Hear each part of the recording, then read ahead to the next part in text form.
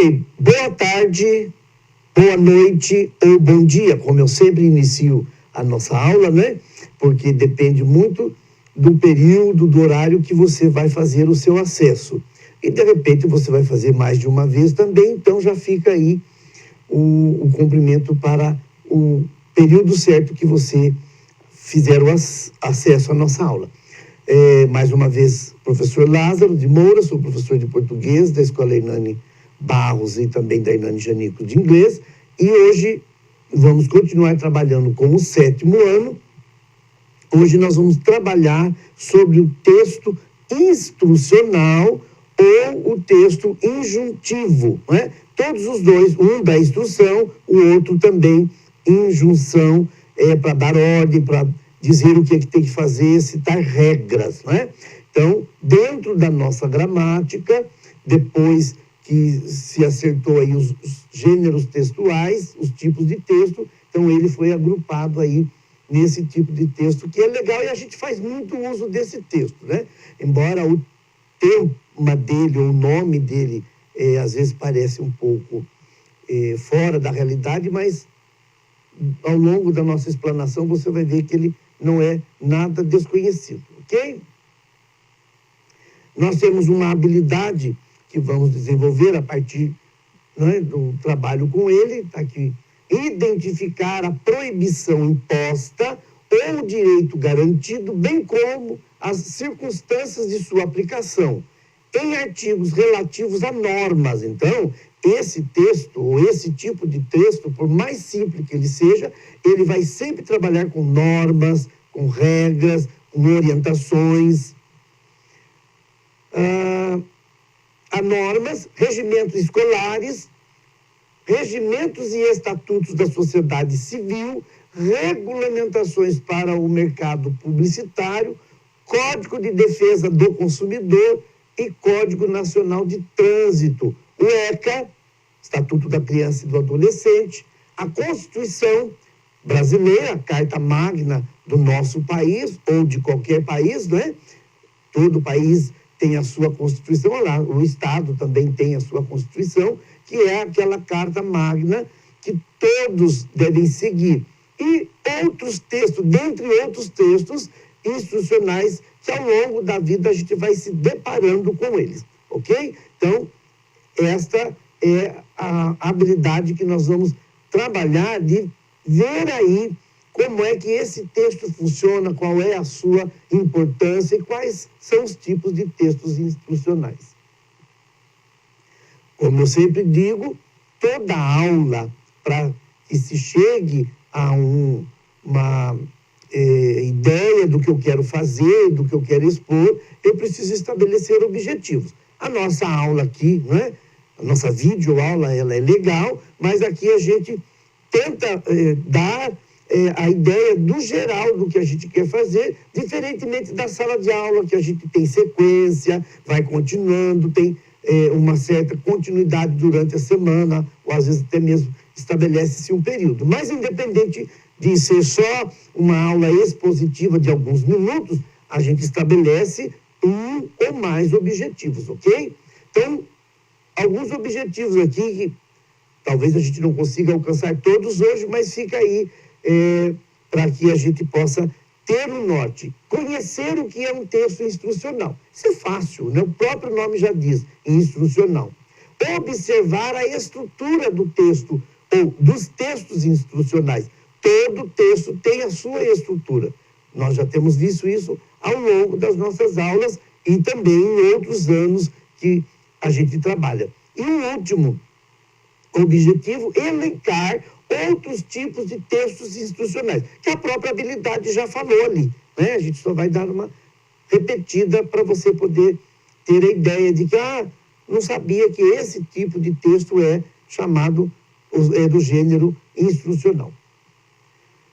Primeiramente, o que é um texto injuntivo ou instrucional? Às vezes o aluno pode estar perguntando: nossa, mas injuntivo, injunção. Se você for lá no dicionário, injunção ou injuntivo é aquele que leva-se a uma obrigatoriedade, ao cumprimento de uma regra, ao cumprimento de uma ordem, né? que não é bem o imperativo. O texto injuntivo é qualquer texto que tenha a finalidade de instruir o leitor ou interlocutor, né? Ele pega o texto, ele lê, então está vendo ali uma interlocução, porque alguém já escreveu esse texto.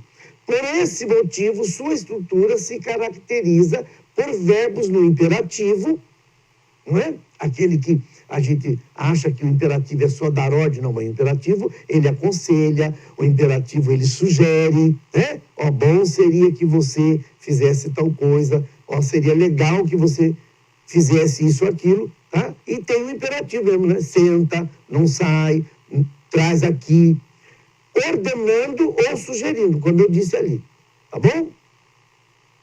Tipos de texto injuntivo ou instrucional. Aí agora você vai, né, os mais comuns e aqueles que nós falamos lá da habilidade. A receita culinária.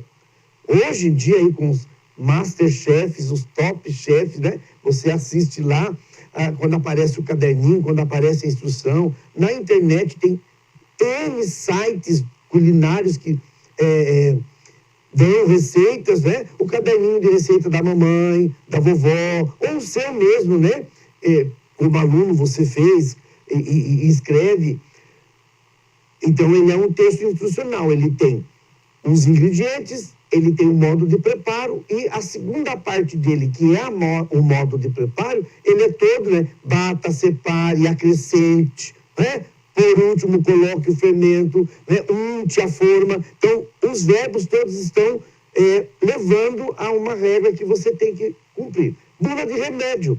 Claro que ninguém em sã consciência, né, vai passar uma tarde. O que você vai fazer hoje à tarde? Vou passar a tarde toda lendo bula de remédio. Ninguém faz isso. Mas, quando a gente vai tomar um remédio, principalmente pela primeira vez, é bom que se leia, por mais que o médico já diga, né, por que aquele remédio está sendo receitado, mas você vai ler lá, né?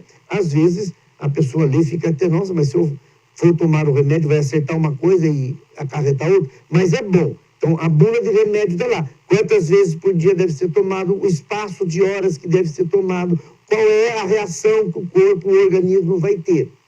Manual de instrução. Esse, então, né, desde o objeto mais simples que se compre, mesmo sendo, né, o xiling-ling lá, que vai quebrar depois de 2 ou 3 brincadeiras, se for um brinquedo ou um material, ou uma geladeira, um eletrodoméstico mais caro, né? Um ventilador, um liquidificador, sempre a gente tem uma gavetinha lá em casa que a gente guarda os manuais de instrução, que é para você saber como é que você deve montar e fazer para o manuseio correto e também a manutenção do aparelho. Regulamento ou regulamentos. Quem mora em condomínio, tá lá, logo na portaria, né? Não corra aí na escada, não ficar subindo e descendo no elevador desnecessariamente. Agora, no tempo que estamos, deve estar crescido lá, né? É obrigatório o uso de máscara, né? Sempre tem lá um gelzinho para higienizar, como nas lojas também. Então, os regulamentos do mais simples ao mais complicado. Aí o regulamento de um clube de futebol, o regulamento, os meninos principalmente vão lá fazer o grupinho deles, né, um campeonato, aí eles estabelecem, né, na escola ou em casa, as meninas também, enfim, todo e qualquer tipo de regulamento. Pois há regras que se devem cumprir, tornou-se um texto injuntivo ou instrucional. E depois os textos prescritivos, entre outros, né, que são aqueles que vão prescrevendo o que se deve fazer, o que se deve cumprir, ok? E a nossa habilidade, durante essa semana, né, que vocês vão assistir às aulas, depois vão receber os cadernos e as apostilas de atividade da Secretaria de Educação, nós vamos preparar aulas para vocês e o tema é o Código de Trânsito Brasileiro, né, ou Código Brasileiro de Trânsito, Código Nacional de Trânsito, que muitas das vezes não é respeitado, nem por quem é motorista e nem por quem é o pedestre também, né? Então, Código de Trânsito Brasileiro, só para você ter uma ideia, seria o que nós iríamos trabalhar. Aí tem aqui uma descrição para você se situar, né? Quando o Código Nacional de Trânsito, o Código de Trânsito Brasileiro, ele já existe há muitos anos, desde que se começou a passar a fazer uso dos automóveis, né? Que antigamente não se falava carro, falava automóvel, que é o carro que se movia por si só, não é? Lógico que é direcionado por alguém. Então, o Código de Trânsito, desse que eu usei lá na internet, tem vários, você vai, né? Ele é do ano de 2017, uma edição renovada, tem 266 páginas, que são bastante regras, logicamente que o idioma é o português. Aqui está a descrição, então. A Lei 9.503, sancionada no dia 23 de setembro de 1997, que vai, né, depois passar por algumas modificações, e ela vai ser atualizada, não é? Em 2017, ou seja, 20 anos depois, inclui toda a lei, toda a legislação correlata. Por quê? As leis, elas vão sendo revisadas, né? Não é porque se fez uma lei há 10 anos, depois não se toca mais no assunto. Algumas coisas vão mudando, então tem que ficar adaptados à nossa realidade. A estrutura do Código Nacional de Trânsito. Quando você pega lá o livrinho para ler, né? Vocês ainda são crianças, ainda são adolescentes, mas o sonho de todo menino, de toda menina ao fazer 18 anos, é conseguir a sua carta de habilitação para poder dirigir, aprender a dirigir. Então, você vai ter que estudar o Código Nacional do Trânsito. Então, você vai ver que ele é organizado em capítulos, né? O capítulo é aquele que indica o assunto que vai ser tratado. Ele tem artigos, mais de um, às vezes tem capítulo que tem só um artigo, tem parágrafo, aqui eu coloquei tudo no singular, né? Mas você vai encontrar lá muitas vezes no plural. Aqui o artigo é o fundamento principal de uma lei. Aí ele vai explicar aquele artigo, né, sobre um determinado assunto. O parágrafo é o desdobramento de um artigo para o expandir. Então, ele vai, se o artigo não for suficiente para expor todo o assunto, aí parágrafo primeiro, parágrafo segundo, né, parágrafo único. O inciso é o desdobramento de um artigo ou parágrafo que são indicados pelos numerais, diferente, né, dos que você vê lá. E pelos numerais romanos, e de 1 a 9 é ordinal, depois passa a ser cardinal, né? E aí você vai lendo e vai fazendo. Então, o presidente da República vai... Se você pegar lá o código, o primeiro artigo, antes de se começar a falar o artigo, ele vai dizer, é o presidente, porque é uma coisa nacional, então é o presidente da República da época, né, que se mexe no código, faço saber que o Congresso Nacional decreta e eu sanciono a seguinte lei. Aí começa, capítulo 1º, disposições preliminares, artigo 1º, aí tem aqui os incisos, quantos forem necessários. Nós vamos ficar lendo para não ficar cansativo, né? Aí para vocês já ir notando e percebendo. Analisando alguns artigos do Código Brasileiro de Trânsito. Artigo 26, aí esse aqui eu coloquei alguns para a gente mais próximo, né?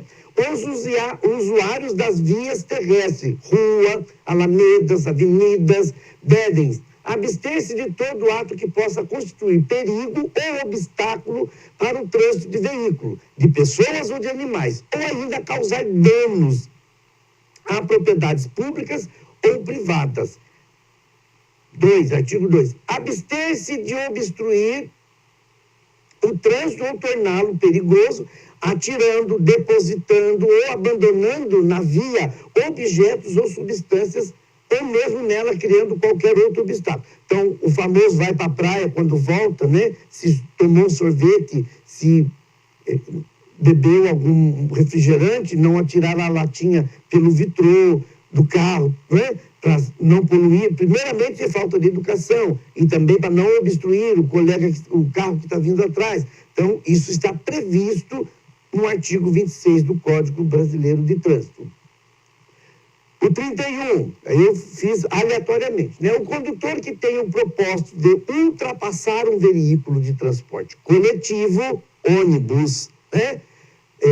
Vans, peruas escolares, o que é um veículo de transporte coletivo? Que leva um certo número de pessoas para um determinado lugar, não é? Não é só um carro particular. O condutor que tem o propósito de ultrapassar um veículo de transporte coletivo que esteja parado, efetuando embarque ou desembarque de passageiros, então o ônibus, a perua escolar, por isso que lá na porta da escola tem a área reservada para as peruas escolares, né?